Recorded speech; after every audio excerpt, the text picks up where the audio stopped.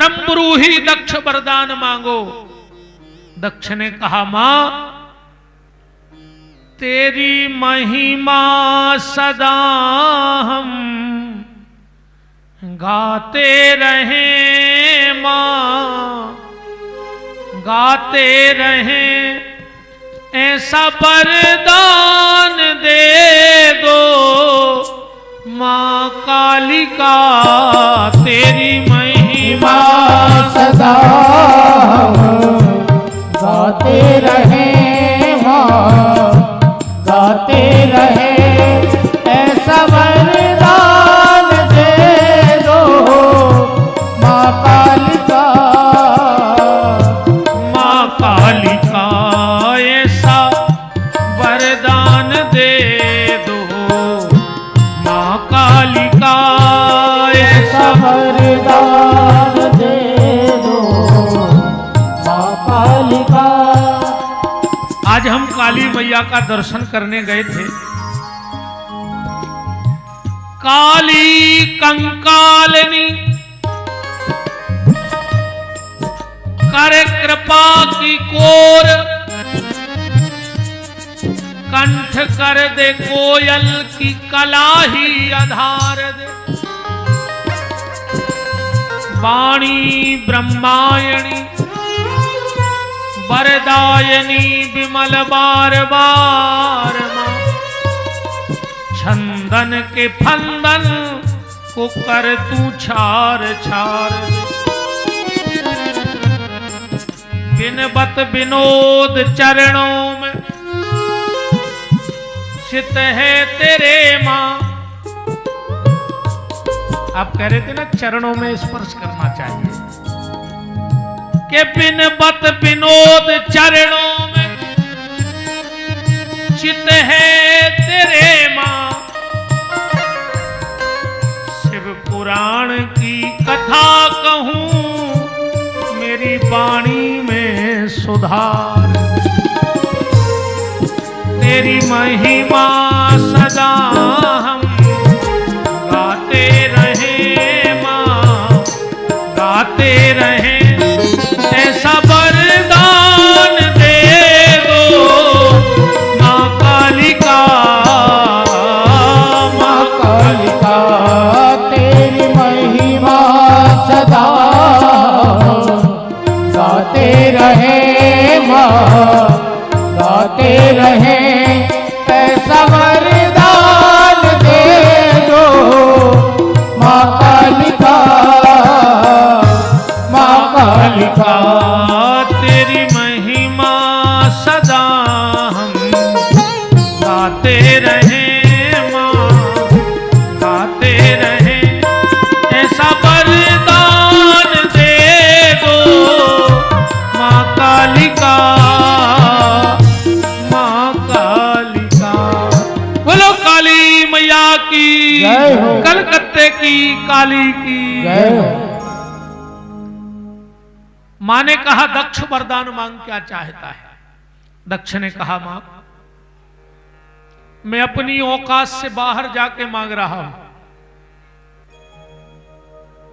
औकात से बाहर जाकर मां तू जगत की मां है, पर मेरी धृष्टता तो देखो, मैं तुम्हें अपनी बेटी बनाने आया हूं, मेरी बेटी बनोगी। मां ने कहा दक्ष बन जाऊंगी, पर एक शर्त मेरी भी रहेगी। क्या? बोले जिस दिन तेरे चौखट पे मेरा अपमान हो जाएगा, मैं उसी दिन तेरे घर का उसी चौखट पे शरीर त्याग दूंगी। दक्ष ने कहा ऐसा कौन है जो अपनी चौखट पे अपनी बेटी का अपमान करे? ठीक है तो जाओ, समय आने पर हम आएंगे। अब मां ने वरदान तो दे दिया, ध्यान से सुनना, पर क्या पुरुष संतान को जन्म दे सकता है? नहीं दे सकता। दक्ष से आकर के कहा, ब्रह्मा जी से कहा दक्ष ने आकर के कि दक्ष, बोले पितामह ब्रह्मा, मां ने मुझे वरदान दे दिया, पर उसके लिए मुझे पत्नी चाहिए। ब्रह्मा जी ने कहा रुको मैं आगे की सृष्टि बनाता हूं। हृदय से धर्म अधर्म वीणा पाणी सरस्वती बहुत सृष्टि प्रकट की, पर कोई भी सृष्टि को आगे बढ़ाने वाला नहीं था। तो ब्रह्मा जी ने अपने शरीर के दो हिस्से किए, आधे से मनु आधे से शत्रुपा को बनाया। इनके यहां 3 बेटियां हुई, देवहूति, आकुति और प्रसूति। 2 हुए बेटे, उत्तानपाद और प्रियव्रत। हम मनुष्य हैं क्योंकि हम मनु की संतान हैं। यहीं से मैथुनी सृष्टि बढ़ी है। मनु का जो छोटा पुत्र था उत्तानपाद, उसके 2 विवाह हुए, सुरुचि और सुमति। ये भागवत में बड़ी विस्तार से कथा है। इनके यहां 2 बेटे हुए थे, उत्तम और ध्रुव। उत्तम मर गए। ध्रुव के 2 विवाह हुए थे, पत्नियों के नाम थे इला और भृमि। इनके 2 बेटे हुए थे, उत्कल और वत्सल। इन्हीं के वंश में अंग, अंग से बैन, बैन के शरीर मथने से पृथु, और पृथु के हुए थे विजिताश्वर। पर जो मनु की बड़ी बेटी थी प्रसूति, वो राजा दक्ष को ब्याही गई। और इनके यहां शिव महापुराण के हिसाब से 60 कन्याएं हुई हैं, और भागवत जी में 16 कन्याओं का लेख आया है। 27 कन्याएं दक्ष की चंद्रमा को ब्याही गई। 13 धर्म को, और एक सती नाम की जो भगवती दुर्गा प्रकट हुई, वो भगवान शंकर को ब्याही गई। भगवान शंकर के विवाह से कुछ परंपराएं आई। 1-2 परंपराएं देख लो। परंपराएं तो बहुत हैं, पर 1-2 परंपराएं देख लो। भगवान शंकर के विवाह से पहली परंपरा हमारे यहां ये आई कि शादी में खाम लगता है। खाम जानते हो क्या बोलते हो उसको? लगता है आपके यहां? एक लकड़ी का कुछ लगा देते हैं, उसकी भांवर पाड़ते हैं। क्या बोलते हैं उसको? मंडप में एक अलग छोटा सा रखा जाता है, पिक्का में रख दें, नहीं होता। हालांकि होता होगा, आप लोग कुछ और बोलते होंगे उसको। ये भाषा का भेद हो रहा होगा, क्योंकि बिना खाम के शादी होती नहीं। एक लकड़ी का, आम का या कुछ बना करके बीच मंडप में रखा जाता है उसको। अब उसी की भांवर पड़ती है, जो गोल।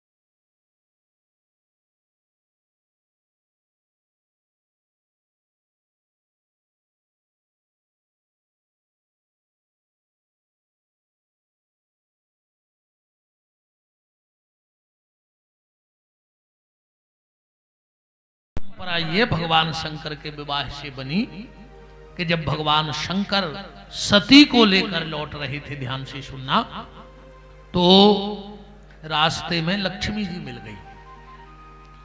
और लक्ष्मी जी ने कहा, भोलेनाथ कहां जा रहे हो?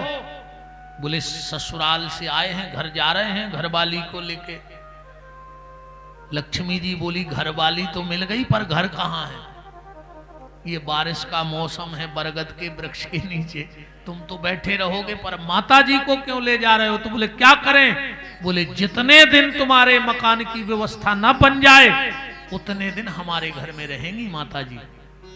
भगवान शंकर बोले इससे क्या होगा? लक्ष्मी ने कहा, भोलेनाथ अगर आज आप अपनी पत्नी को मेरे घर छोड़ दोगे तो ये सनातन की परंपरा बना दूंगी। बोले क्या? बोले जब भी दुल्हन पहली बार अपने घर जाएगी तो किसी के घर रुक करके अपने घर जाएगी। ये तो होता है कि किसी के घर रुक करके जाएगी। तो शंकर जी ने कहा उससे क्या होगा?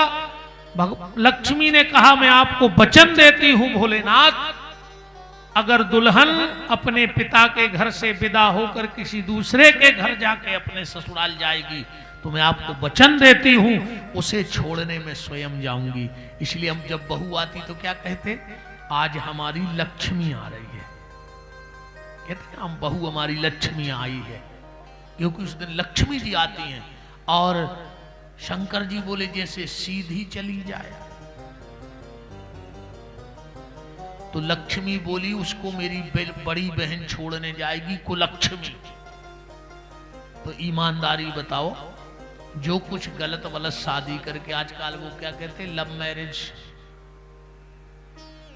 वो करके जब सीधी जाती हैं तो मुंह पे कोई कहे चाहे न कहे, पर रिश्तेदार भी कहते हैं, हमारे यहाँ की तो भाषा है कि आ गई कुलच्छने आऊ। हाँ, मुंह पे भली कहे कि अच्छा किया तुमने, ठीक किया है, पर पीठ पीछे तो वही बात होगी तुम्हारे। मुंह पे तो भाई क्या कहते हैं, काने को काना थोड़ी कहा जाएगा, पर बाद में तो फिर वही कहेंगे। बोले कौन? वो एक आंख वाला। तो जिसको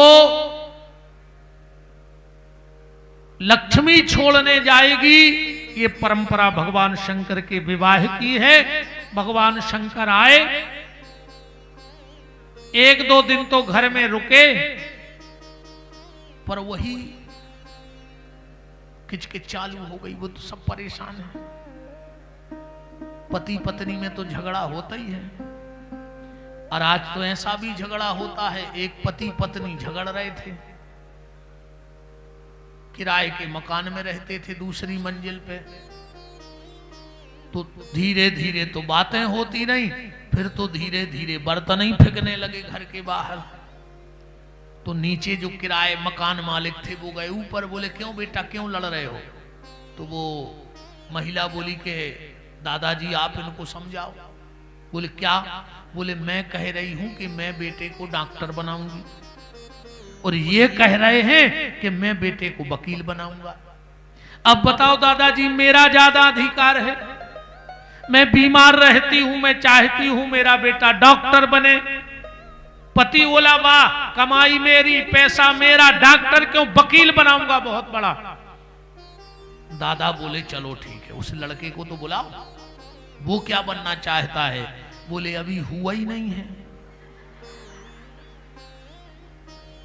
अभी हुआ ही नहीं और झगड़ा चालू हो गया। तो पति पत्नी का झगड़ा तो चलता है। माता सती ने भोलेनाथ से कहा भोलेनाथ मकान बनवाओ। शिव जी बोले देवी काय को पड़ी हो, छोटी सी जिंदगी है, भजन करो। सती बोली नहीं मकान बनवाओ। भगवान शंकर ने कहा ठीक है तो बनवाते हैं। तो देवताओं का जो इंजीनियर है उसका नाम है श्री देव विश्वकर्मा जी। देवताओं के मकान कौन बनाते हैं? विश्वकर्मा जी। और दैत्यों के इंजीनियर का नाम क्या है? मैदानव।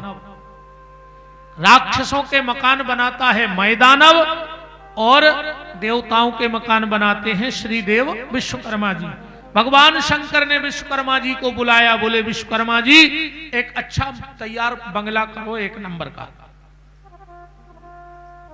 ऐसा मकान बनाया साहब, ऐसा मकान बनाया कि उसमें नाली भी सोने की थी पानी निकलने के लिए। जब पूरा मकान बन गया, विश्वकर्मा जी आए, बोले भोलेनाथ चल के मकान देख लो। शिव जी बोले देखो भैया ना हमें रहना है, माता जी से दिखवा लो, वो ओके कर दें तो ओके है। अच्छा, और बात भी बिल्कुल या 100% सही है, इतने लोग बैठे हो। इंजीनियर, वास्तु शास्त्र ज्ञाता कुछ भी कह दे मकान के बारे में, पर अगर घर की मैडम कह दे कि ये खिड़की तोड़वानी है तो मकान मालिक के बाप को तोड़वानी पड़ेगी, चाहे इंजीनियर कुछ करे। बोलो अच्छा तुम लोग फाइनल ना करो, मकान तो बन सकता है। तुम कह दो ये दीवार ऐसी, ये खिड़की ऐसी, गैस की पट्टी ऐसी, तो भले वास्तु बिगड़ जाए पर तुम्हारा मूड नहीं बिगड़ना चाहिए। घर वाला भी जानता है कि वास्तु तो हम संभाल लेंगे, पर वास्तविकता को कौन संभालेगा। बुलाया माता सती को, कहा देखो। सती बोली एक नंबर का बना है, सारे देवी देवताओं के अलग अलग गेस्ट रूम, सब की व्यवस्था थी उसमें। सती बोली कि अब एकाएक रहना भी अच्छा नहीं, कुछ पूजा पाठ करवा दो। तो उस समय सबसे विद्वान अगर कोई था दुनिया में पंडित तो था रावण। शंकर जी ने रावण को बुलाया, बोले रावण पूजा कराओ। रावण ने पूजा कराई, शिव जी पूजा में बैठे। जब पूरी पूजा हो गई, शिव जी बोले रावण दक्षिणा मांगो। अरे रावण बोला मेरे लिए यही गौरव की बात है कि मैं भगवान शंकर का आचार्य बना, मुझे कुछ नहीं चाहिए। शिव जी बोले ऐसे थोड़ी, फिर हमें क्या मिलेगा, मांगो। रावण बोला जो मांगेंगे मिलेगा। शिव जी बोले मांगो, जो मांगेंगे मिलेगा। शिव जी बोले मांग लो। रावण ने कहा तो यही मकान दे दो। शंकर जी ने कहा दिया, दे दिया, मकान ही दे दिया। सती ने कहा हो गया गृह प्रवेश, किराने वाले का पैसा और ठुकेगा, ये सब भंडारे वाले या ये मकान तो हाथ से गया। रावण बड़ा खुश। शिव जी बोले कि रावण ये तो हो गई दक्षिणा, अब दान और मांगो। रावण बोला दान? शिव जी बोले तू पंडित तो बहुत ज्ञानी है पर तुझमें अभी कुछ कमी है। दान और दक्षिणा ये दो अलग अलग विषय हैं, एक विषय नहीं है। दान क्या है और दक्षिणा क्या है? तुम्हारे घर में पंडित जी आए, तुमने उनको, जैसे हमारे यहां एक नियम है, हम जब भी कोई दान करते हैं अच्छे काम का, तो 1, 1.25, 11, 21, 51, 101, 501 चढ़ाते हैं एक एक ऊपर के नहीं चढ़ाते। ये क्यों चढ़ता है एक का ऊपर? क्योंकि पंडित जी तुम्हारे घर आए कथा को, तुमने उनको मान के चलो 101 रुपया दिया, तो उसमें 100 रुपया है दक्षिणा। दक्षिणा माने पंडित जी की मेहनत, और जो 1 रुपया ऊपर रखा है वो है तुम्हारा दान। बात समझ में आ गई? अब इसका एक प्रमाण देखो। राजा हरिश्चंद्र ने दक्षिणा में स्वप्न में विश्वामित्र को अयोध्या दे दी। सुबह विश्वामित्र जी आ गए, बोले लाओ अयोध्या, तो चाबियां दे दी। बोले अब दान और दो, तो वो निकालने लगे पैसा। बोलना है अब चाबी ले ली तो सब हमारा हो गया, तुम्हारा क्या बचा? बोले दान नहीं दोगे तो दक्षिणा भी फेल, उसका भी कोई फल नहीं है। तो हरिश्चंद्र बनारस में जाकर के बिके थे उस दान चुकाने के लिए। तो राम शंकर जी बोले ये मकान तो, घर तो हमने दिया तुम्हें दक्षिणा में, अब दान मांगो। रावण ने सोचा यार आज ना जाने किसका मुंह देखा था उठ के, हाथ तो पूरी तुक बन गई, व्यवस्था पूरी। रावण बोला मांग ले। शिव जी बोले मांग लो। रावण बोला मांग ले। शिव महापुराण में तो ये श्लोक नहीं आया जो मैं बोल रहा हूं, पर आप सर्च कर लेना, वाल्मीकि रामायण का श्लोक है, उसमें लिखा है, कथा इसमें लिखी है, श्लोक वाल्मीकि रामायण का है। रावण क्या मांग रहा है? वामहम रावणम वाक्यम द्विपरम ददातु में बाणलिंगम तु पूजार्थम पत्न्याम पार्वती मम। रावण बैठा बैठा बोला कि घर तो तुमने दे ही दिया, घर वाली और दे दो। शिव जी बोले दी, घर वाली दे दी दान में। इसीलिए संसार में दानी तो बहुत है, पर अवगण दानी कोई नहीं है। अवगण दानी तो एक ही है, भगवान भोलेनाथ। और एक बात और बता दें, शंकर जी को आप कभी जल चढ़ाओ, बेलपत्र चढ़ाओ, दूध चढ़ाओ, दही चढ़ाओ, फल चढ़ाओ, जो भी चढ़ाना है चढ़ाओ, कोई मंत्र ना आवे तो कोई जरूरी नहीं। आप सिर्फ इस चौपाई को याद रख लो, जिंदगी में तुम्हें कोई विपत्ति नहीं आने देंगे भोलेनाथ। जब भी शिव जी को जल चढ़ाओ, कुछ भी चढ़ाओ, और कुछ भी का मतलब यह है कि जब भी पूजा करो तो शिव जी को सब चढ़ा दिया करो, पर आखिरी में एक चीज चढ़ाना मत भूला करो।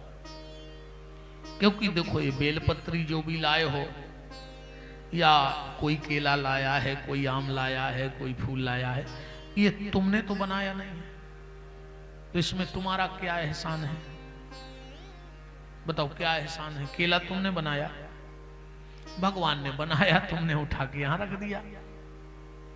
अब तुमने क्या चढ़ाया भगवान शंकर को? तुमने जो बनाया है वो चढ़ाओ। हमने सिर्फ एक एक चीज बनाई है, झूठा अहंकार हमने बनाया है। तो पूरी पूजा करके आखिरी में भगवान से कहना कि प्रभु दक्षिणा में हम अपना अहंकार आपको चढ़ाते हैं, इसे स्वीकार कर लो तो हमारा और आपका बेड़ा पार हो जाएगा। बस अहंकार चढ़ा दो भगवान के यहाँ, और कुछ चढ़ा पाओ चाहे न चढ़ा पाओ, पर जो झूठा अहंकार हमारे भीतर पल रहा है, इसको भगवान को अर्पण कर दो। तो इस चौपाई को जरूर बोला करो कि आशुतोष तुम। आशुतोष का मतलब होता है शीघ्र प्रसन्न होने वाला। आशुतोष का मतलब है शीघ्र प्रसन्न होने वाला। तो आशुतोष तुम अवगण दानी, और आरती हरहु दीन जन जानी। आरती का मतलब होता है विपत्ति। आरती का मतलब क्या होता है? विपत्ति। तो भगवान की आरती क्यों उतारी जाती है? भगवान पे कौन सी विपत्ति है? भगवान पे सिर्फ एक विपत्ति है कि भगवान बहुत सुंदर है। भगवान बहुत सुंदर है, तो भगवान को नजर लग जाती है। तो ये आरती मतलब भगवान की सुबह शाम हम नजर उतारते हैं, और थोड़ी थोड़ी आरती लेते भी हैं। मतलब हम ये कहते, प्रभु तुम संसार की विपत्ति बांट रहे हो, तुम्हारी थोड़ी सी विपत्ति हमें दे दो, हम लिए लेते हैं आपके हिस्से की विपत्ति। और जब हम रोज भगवान के हिस्से की थोड़ी थोड़ी विपत्ति लेते हैं, और जिस दिन हमारे ऊपर विपत्ति पड़ती है तो हमारी विपत्ति ठाकुर जी ले लिया करते हैं और हमें विपत्ति से मुक्त कर दिया करते हैं। इसलिए भगवान शंकर से ज्यादा विपत्ति हरने वाला कोई नहीं। तो इस चौपाई को तो रट लो। आशुतोष तुम अवगण दानी, आरत हरहु दीन जन जानी। हे भोलेनाथ, मेरी विपत्ति का हरण करते रहना। ये रामचरितमानस की चौपाई है। और अभी श्रावण का महीना लग रहा है, इसका जप करके तो देखो कोई संकट नहीं बचेगा जीवन में। शंकर जी ने घरवाली दे दी, रावण ने कहा चलो, लेके चला जा रहा था वो, तो रास्ते में भगवान विष्णु मिल गए ग्वारिया बन के। ए रावण, बड़ा खुश लग रहा है। अरे रावण बोला, खुश नहीं हूंगा, घर मिला और घरवाली मिल गई। भगवान विष्णु बोले, तुम्हें भी बना दिया उसने। बोले मतलब? बोले उसकी घरवाली नहीं है, वो तो भोला भाला है, पूजा में बैठ रहा था, नौकरानी को बगल में बिठा लिया। ये तो नौकरानी है उसकी। रावण ने कहा, तब तो यार 1 मिनट नहीं सोचा, तुरंत दे दिया, वहीं छोड़ दिया, श्राप दे दिया माता सती ने रावण को। सत्य रावण, मैंने इतने प्रेम से मकान बनवाया, तूने 1 मिनट नहीं रहने दिया, जा मैं श्राप देती हूं, मैं खुद आकर के इस मकान में आग लगाऊंगी। उस मकान का नाम है लंका। और लंका में आग किसने लगाई? हनुमान जी ने। है किसी के पास कोई प्रमाण? किसी के पास प्रमाण हो तो चैलेंज है, दो, पढ़ो, पूरा सुंदरकांड पढ़ो। हनुमान जी ने आग नहीं लगाई है, मैं दे रहा हूं प्रमाण। हनुमान जी कौन है? आप दोहाबली सर्च करके देख लो नेट पे, उसमें लिखा है कि रुद्र देह तजने है बस, हरते भय हनुमान। शंकर जी ही हनुमान जी हैं। जब शिव जी बंदर बन के आने लगे तो पार्वती जी ने कहा कहां जा रहे? बोले राम जी की सेवा में। बोले हमें ले चलो। बोले तुम कहां हमारी पूंछ बनी फिरोगी? और ये पार्वती बोली पूंछ ही बना लो, हमें काम भी है। तो हनुमान जी की जो पूंछ है वो माता पार्वती है। अब अच्छा, लंका किसने जलाई? देखो, आप जब कभी घर में टाइम मिले तो हमारा हनुमान चालीसा पे 7 दिन का प्रवचन डला है। एक एक चौपाई की व्याख्या मैंने की है हमारे चैनल पे, कभी सुनिएगा, उसमें बहुत विस्तार से मिलेगा। 6 लोगों ने लंका जलाई थी, पर मैन पार्वती थी। क्या लिखा है सुंदरकांड में? अच्छा, जैसे तुम लोग ऐसे समझ लो, गार्डन में खड़े होते हो और हाथ में लेते हो सटक, तो एक जगह खड़े हो करके इस गमले में भी, इस गमले में भी, इस गमले में, कहो पूरे गमले में एक जगह से पानी पहुंच जाए। ऐसे ही हनुमान जी कहीं गए नहीं, हनुमान जी की पूंछ में आग लगी और एक मंदिर पे बैठ गए। फिर क्या किया? बोले सटक उठाई। सटक माने पूंछ, थोड़ी इसके घर पे, थोड़ी इसके घर पे, थोड़ी इसके घर पे। हनुमान जी तो एक ही जगह बैठे रहे। इसीलिए जब फोटो खिंच के आई वहां से तो क्या लिखा कि बाजही ढोल देह सब तारी, और नगर फिरी पुनि पूंछ प्रजारी। अगर हनुमान जी गए होते तो ये लिखा होता कि बाजही ढोल देह सब तारी, और नगर फिरे हनुमान पुजारी। पर ऐसा नहीं लिखा है कि नगर फिरी पुनि पूंछ, पूंछ गई है आग लगाने। पर ये विषय सुंदरकांड का आप तो सुन लेना, हमारा हनुमान चालीसा, तो उसमें बहुत मैंने विस्तार से चर्चाएं की हैं। खूब सुनिएगा, बहुत सारी लाखों कथाएं ऐसी हैं जो आपने सुनी नहीं होंगी, पूरे YouTube चैनल पे पड़ी हैं। क्योंकि मुझे कथा के अलावा कुछ और आता ही नहीं। आप झूठ मानोगे, हमसे आज भी ATM से पैसा निकालते नहीं बनता, डालते नहीं बनता, आज तक नहीं गए बैंक। हमें ट्रेन में बैठते नहीं बनता, और क्या बता, ये लोग करते हैं सब। ना हमें ये पता है कि कौन ट्रेन कहां जा रही है, कहां उतरना है, हमें तो बैठना है। अपनी जिंदगी तो शास्त्रों में है। कोई विश्वास नहीं करेगा, हमें ये पता नहीं है कि नमक क्या भाव आता है, हमने लिया ही नहीं कभी। आपने घर में हमारा देखा ही लिया। कितने रुके थे आप? 24 घंटे। हम कितने रुके थे सागर में रहते हुए? सिर्फ आपके साथ काफी पीने बाहर के कमरे में बैठे और वहीं से चले गए थे। बस ये है अपनी जिंदगी। हमें कोई मतलब नहीं घर में क्या हो रहा है, क्या है क्या नहीं है, पंडिताइन जाने, हमसे मत पूछना कुछ। हम तो यजमान के यहाँ फिर भी व्यस्त रहते हैं, घर में तो और फ्री है, कुछ करते ही नहीं। जब अपन तो हम और हमारे शास्त्र और हमारा चिंतन खा करने, दुनिया के जितनी कम खोपड़िया में भरो उतनी वजन कम। ज्यादा हम फालतू की चीजें भरत भी नहीं है, हम कोई की ज्यादा सुनत भी नहीं है। अपन तो बिल्कुल खाली हैं। वो मोबाइल का कर देते, हाँ हाँ बिल्कुल रीसेट। ऐसे ही अपन भी शाम को सब रीसेट करके सो उठे सवेरे जो भर हो जैसो देख लीजिए ना, हमें कोई चिंता, अपन तो मस्त हैं।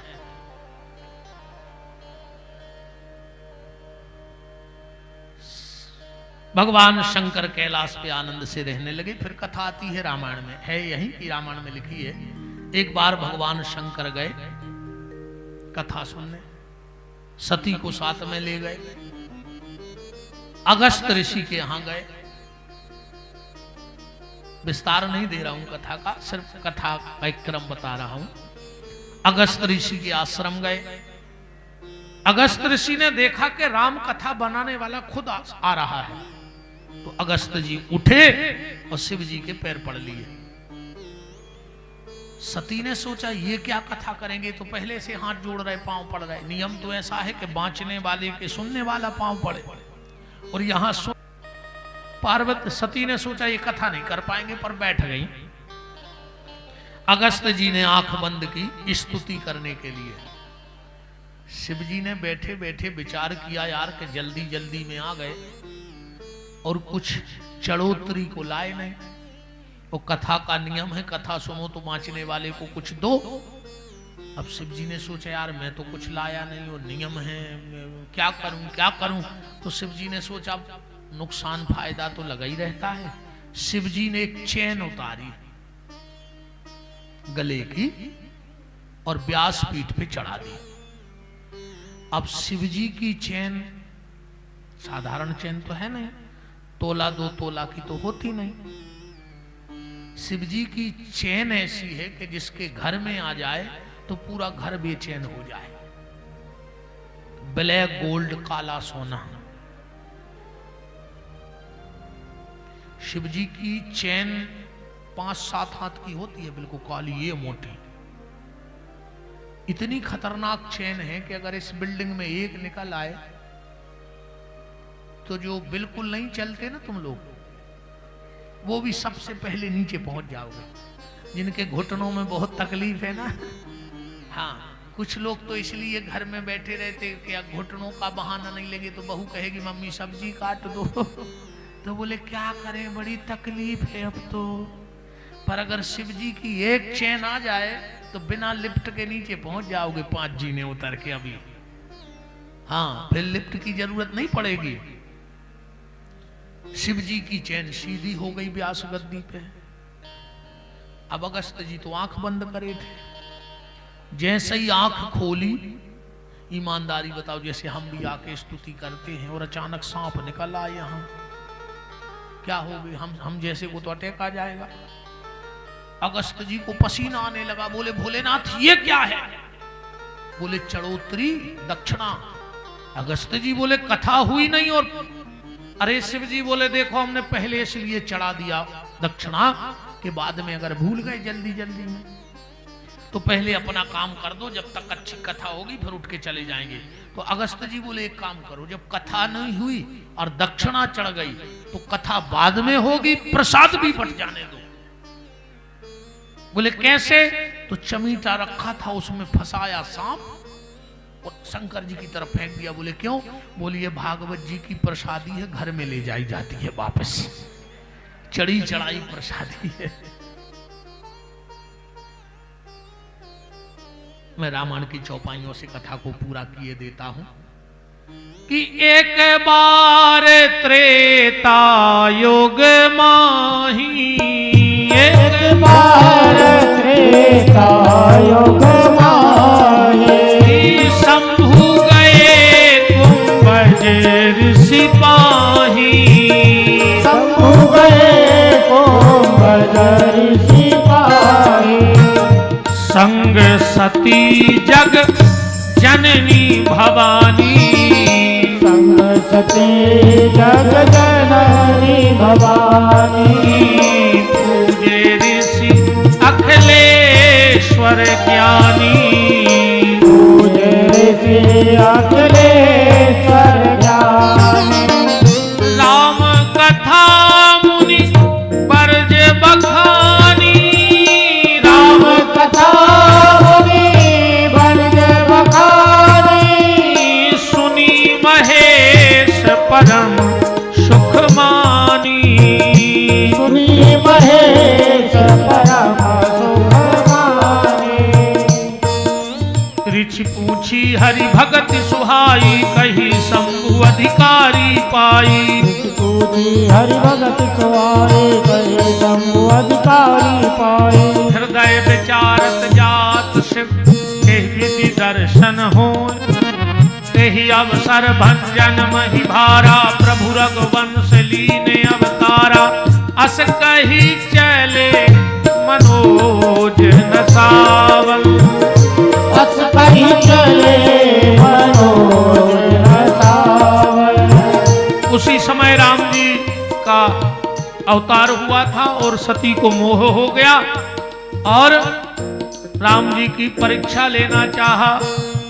पुनि पुनि हृदय विचार धर सीता कर रूप आगे होए पुनि पंथ महा जात जहां नर भू। सीता का रूप बनाया, राम जी ने पहचान लिया और शंकर जी ने सती का त्याग कर दिया, क्योंकि सीता का रूप बना लिया था। अब सती को लग रहा है कि मैं यह देह त्याग दूं। उसी समय को अस जग जनमा जग माही, को अस जग जनमा जग माही। प्रभुता पाए ताय मद नाही, प्रभुता पाए ताय मद नाही। प्रभुता पाए ताय मद नाही। प्रभुता पाए ताय मद नाही।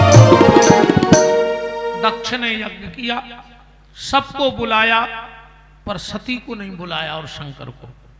बिना बुलाए माता सती गई और यज्ञ की वेदी में कूद गई। 52 टुकड़े माता के शरीर के हुए, जो 52 शक्तिपीठ बने। 51 शक्तिपीठ तो है भारत में, एक शक्तिपीठ है पाकिस्तान में, एक शक्तिपीठ। भगवान शंकर ने समाधि लगा ली। उसी समय एक तारकासुर नाम का दैत्य हुआ। उसने वरदान मांगा कि हम बिना भगवान शंकर के पुत्र के हाथ न मरें। सती ने मरते मरते ये वरदान मांगा कि जब जब मुझे जन्म मिले मैं शिव की पत्नी बनूं, राम के चरणों में मेरी प्रीति रहे। तो सती का जन्म कहां हुआ? राजा हिमांचल और मैना के यहां। अब इस कथा को थोड़ा सा समझ लो। हिमाचल माने मन, हिमालय स्थिर रहता है, तो हमारा मन हो जाए हिमालय की तरह स्थिर, और बुद्धि हो जाए मैं ना। बुद्धि में कौन सा भाव बैठ जाए? मैं ना, मैं कुछ नहीं हूं, जो कुछ है सो ईश्वर है। तो जब मन हो जाएगा हिमालय की तरह स्थिर, अब बुद्धि हो में बैठ जाए मैं ना, तो उसी के घर में श्रद्धा रूपी पार्वती का जन्म होता है। जिसके अंदर मैं शब्द बैठा होगा उसके भीतर कभी भगवत श्रद्धा हो ही नहीं सकती। न संतों के प्रति श्रद्धा होगी, न वैष्णवों के प्रति श्रद्धा होगी, न किसी के प्रति श्रद्धा होगी, क्योंकि उसके भीतर मैं बैठ गया है। तो हिमालय माने मन, बुद्धि माने मैना, तो उसके घर में श्रद्धा का जन्म जरूर होता है। और जिसके घर में श्रद्धा प्रकट हो जाती है उसके घर में संत जरूर जाते हैं। और अगर एक बात और सुन लो हमारी ध्यान से, अगर तुम्हारे घर में 3 लोगों के मुंह का जूठन न पड़ा हो आज तक, तो घर में जाके लिख देना शमशान घाट, आज ही लिखना हो, लोगों को पता लगे कि तुम रहते कहां हो। अगर तुम्हारे घर में 3 लोगों के मुंह का जूठन नहीं पड़ा हो अभी तक जहां तुम रह रहे हो, तो उसको शमशान घाट बना देना। 3 लोग कौन? सबसे पहले तो गैया के मुंह का जूठन। तुम्हारे घर में कभी गैया, एक और अगर कभी घर में गाय आ जाए तो उसको चाहे 2 कदम भीतर आ जाने देना, फिर चाहे निकाल देना, पर 2 कदम उसके भीतर करवाओ। तुम बड़े से बड़ा मकान बना लो, कितनी पूजा पाठ करा लो, जब तक तुम्हारे घर में गैया नहीं गई है वास्तु दोष समाप्त नहीं हो सकता है। हम तो कहते साल में एक बार कुछ ना हो तो एक बछड़े को घर में घुमा दो, घर की सारी विकृत ऊर्जा वो बछड़ा बछिया ले जाएगा। तो गाय के चरते चरते उसके मुंह में से कुछ जूठन तुम्हारे घर में गिर गई हो। दूसरा गौरी, गौरी माने कन्या, 9 साल तक की बेटी। 9 साल तक की बेटी साक्षात काली है, साक्षात दुर्गा है। 9 साल से जब तक शादी ना हो तो कहलाती है कुंवारी, और शादी हो जाए तो बन जाती है नारी, किसी ना किसी की पत्नी तो बन गई। और बच्चे को जन्म दे दे तो बन जाए महतारी। ये नारी का पूरा जीवन है। 9 साल तक की कन्या, 9 के बाद कुंवारी, उसके बाद नारी, और नारी के बाद महतारी। और ये मैं नहीं कह रहा, दुर्गा सप्तशती में लिखा है ऐसा। प्रथम शैलपुत्री चो, द्वितीय ब्रह्मचारिणी, तृतीय चंद्र घंटेति, कुसमांडकम चतुर्थकम, पंचम स्कंद मामेति, षष्टम कात्यायनी चो, सप्तम कालरात्रीति, महागौरी च अष्टमम, नवम सिद्ध धात्री चो, नव दुर्गा प्रकीर्तिता। ऐसा लिखा है। एक बात और मेरी ध्यान से सुन लो। घर में कभी कन्या भोजन कराओ, ठीक, तो एक गलती नहीं करना। और अगर ये गलती करो तो आज पुराण के सामने कसम खा लेना कि कभी हम कन्या पूजन घर में करेंगे नहीं। अगर ये गलती करते हो तो कसम खा लेना कि आज के बाद ये हम गलती नहीं करेंगे, वरना लेने के देने पड़ जाएंगे, तुम्हें बचाने वाला कोई नहीं। फिर महाकाली की ताकत वो है कि जब वो अपने असली रूप में आती है तो महादेव को भी चरणों में आना पड़ता है। तुम लोगों ने देखा होगा। फिर कोई नहीं संभाल पाता। औरत जब तक सहन करती है तो करती है, और जब सिंह सवार होती है तो फिर कोई नहीं संभाल सकता उसे, क्योंकि वो शक्ति है। और शक्ति को संभालना किसी शक्तिमान की ताकत नहीं है। भगवान शंकर को चरणों में आना पड़ा था। औरत से ज्यादा, माताओं से ज्यादा किसी में सहनशीलता नहीं है। पर जब वो अपनी पे आ जाए तो फिर उनको कोई संभालने वाला भी पैदा नहीं हुआ। तो अगर ये गलती करना तो कन्या भोजन नहीं करना, और नहीं करो तो करना। कौन सी गलती नहीं करना कभी जिंदगी में? 9 साल से छोटी बेटी में कभी जाति पात का लेख मत लगाना, भेद बुद्धि मत करना। हम लोग कई बार पता क्या करते हैं कन्या भोजन में, अच्छे घर की, बड़े घर की, बड़ी समाज की आ गई तो भीतर बिठा के खिला दिया, और छोटी समाज की आ गई तो बाहर बिठा के खिला दिया। मर जाओगे उसी दिन से तुम्हारा पतन चालू हो जाएगा। क्योंकि 9 साल की बेटी की कोई जाति नहीं होती है। कभी कोई जात पात का लेखा मत लगाना, वो तो कन्या है। आप कहो गुरुजी कैसे, तो ऐसे समझ लो गैया के रोम रोम में देवता है कि नहीं है? गैया के गोबर में कौन है? कौन है गोबर? क्या बनता है गैया के गोबर का? है? बस कंडई तक बुद्धि गई। गणेश जी नहीं बनते? बनते हैं गोबर के? बनाते हो? नहीं बनाते यहाँ गोबर के गणेश हैं? हाँ, गोवर्धन। अच्छा चलो ये बताओ, गोवर्धन कब से बन रहे हैं? पहली बार किसने बनाए थे? हमें कोई बता रहा था कि यहाँ साल में 4-5 भागवतें हो जाती हैं। तो बताओ, किसी ने बताया तक कि पहली बार गोवर्धन किसने बनाए थे?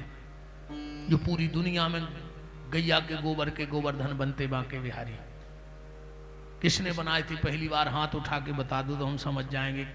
बताओ बहन जी आप। अरे कृष्ण भगवान तो हैं ही गोवर्धन, बनाए किसने थे पहली बार? हम ये पूछ रहे पहली बार किसने बनाए थे कि आज हर घर में बन रहे हैं। भगवान अपने आप को थोड़ी बनाएंगे के लिए गोबर के बना के बैठ कर होंगे। नहीं पता। इन्हीं चीजों को तो ढूंढना है, इन चीजों का पता रखो। और अच्छा एक बात और बताओ, एक ही दिन में बनते हैं कि 2 दिन में? एक दिन में। हमारी तरफ 2 दिन में बनते हैं। दीपावली को पेट बनेगा आंगन में थोड़ा सा, और फिर प्रतिपदा के दिन हाथ पांव बनेंगे। चलो, पर विषय ये है कि बनते क्यों हैं, किसने बनाए थे पहली बार? हमने पहले दिन कहा था हम आपको वो बताएंगे जो आपने आज तक नहीं सुना होगा। अब आज तो शिव जी का विवाह है, हम कल की कथा में बताएंगे कि पहली बार गोवर्धन किसने बनाए थे। अब को प्रमाण से बताएंगे और आपको हमारी बात को मानना पड़ेगा। अब आज तो हमें विवाह की कथा करनी है, अब लंबा खिंच जाएगा गोवर्धन जी का चरित्र, श्री सीताराम जी पर कल जरूर हमें याद दिला देना, हम भूल भी जाएं तो हम कल सुना देंगे कि पहली बार गोवर्धन किसने बनाए थे। तो गाय के रोम रोम में देवता है, बात में ये कह रहा था। तो क्या वो गैया किसी पंडित जी के घर में बंधेगी तभी देवता रहेंगे? और अगर कोई छोटी समाज का गैया बांध ले तो क्या देवता गंगा जी नहाने चले जाएंगे उतने दिन को कि नहीं अब हम गैया में नहीं रहेंगे, वो छोटी जाति वाला बांधे है। गाय किसी के खूंटे पे बंध जाए तो वो पूजा के लायक है।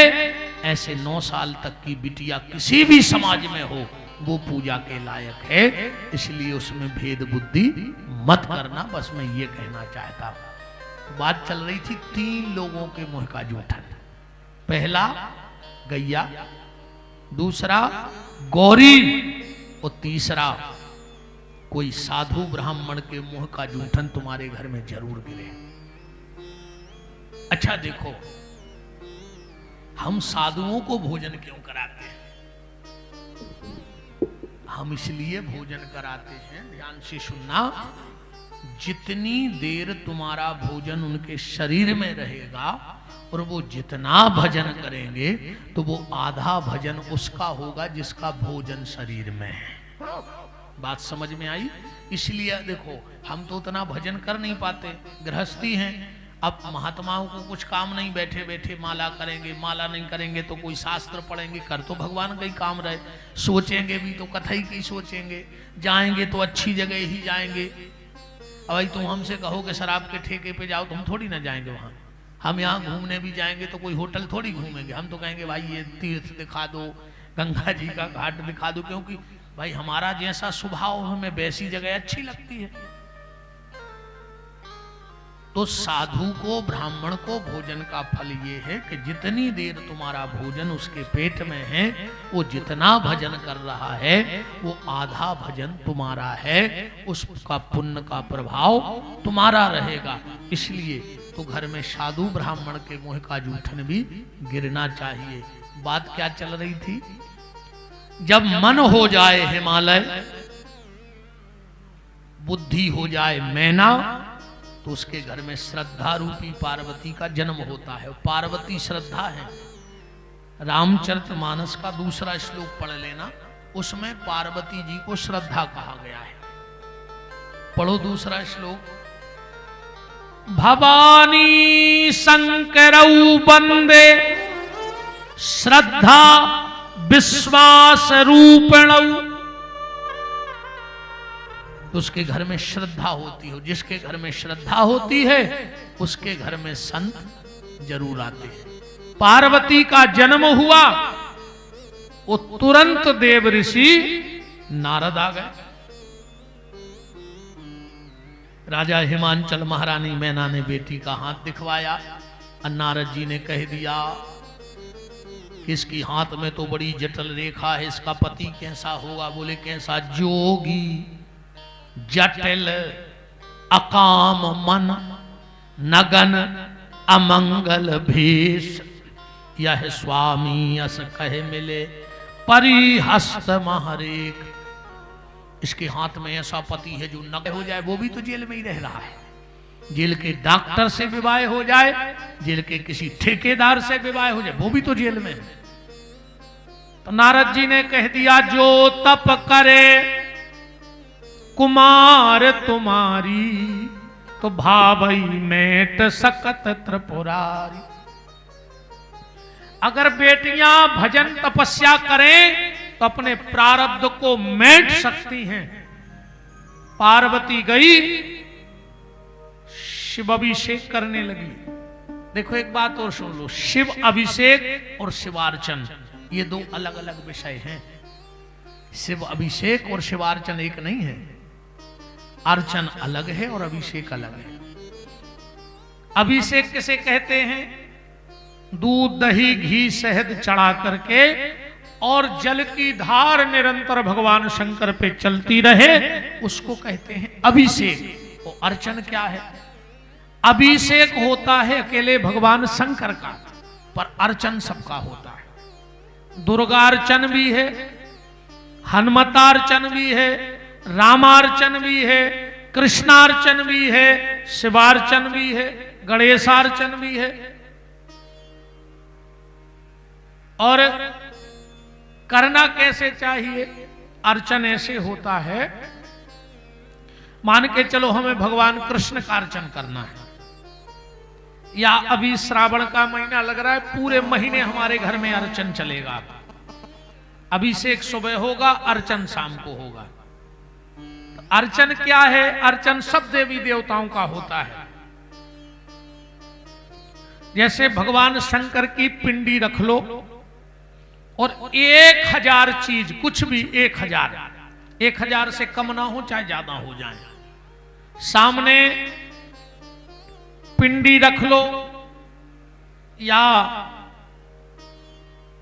तस्वीर रख लो और 1000 बेलपत्र। अगर तुम्हें मंत्र नहीं आते 1000, वैसे तो हर अर्चन की पुस्तक मिलती है बाजार में, हम करते हैं, ऊपर हमारे रखी है शिवार्चन की 1000 नाम शिव जी के। तो वो एक एक नाम लेके और एक बेलपत्र उठाओ और वो मंत्र बोल के, एक छोटा छोटा मंत्र है, एक एक नाम वो लेके ओम नमः शिवाय, ओम नमः शिवाय, ओम नमः शिवाय, ओम नमः शिवाय, और कोई मंत्र ना आए तो ओम नमः शिवाय, ओम नमः शिवाय, ऐसे 1000 बिलपत्र चढ़ा देना। ये होता है अर्चन। 1000 लौंग, 1000 इलायची, 1000 फल, 1000 चिरौंजी दाना, कुछ भी 1000, कुछ ना मिले तो 1000 आचमनी जल चढ़ाओ। ये होता है अर्चन। तो ये हनुमान जी का भी होता है, सब देवताओं का अर्चन होता है। अभिषेक खाली भगवान शंकर का होता है, अभिषेक किसी का नहीं होता। कई लोग अर्चन करते हैं, जैसे नवरात्रि में हम दुर्गा अर्चन करवाते हैं 9 दिन। अभी श्रावण के महीने भर हमारे घर में पूरा 1 महीना अर्चन चलेगा। शाम को 1000 चीजों की लिस्ट बना लेते कि इस तारीख में ये 1000 चीजें, कुछ ना मिले तो चावल के दाने ले लो, शक्कर के दाने ले लो, तिल के दाने ले लो, फूल ले लो, दूबा ले लो, ऐसी हो जाती हैं 30 चीजें। तो महीने भर शाम को खूब अर्चन होता है, बड़ा आनंद मिलता है भगवान की कृपा से। तो सती ने अर्चन किया था, ध्यान से सुनना, भगवान शंकर को पाने के लिए। और पार्वती ने अभिषेक किया, बेलपत्र चढ़ाए। रामायण में लिखा है कि उर धरी उमा प्राण पति चरना, जाए विपिन लागी तप करना, जाए विपिन लागी तप करना, जाए विपिन लागी तप करना, जाए विपिन लागी तप करना। हाथ जोड़ लिए पार्वती ने और शिव जी से कहा,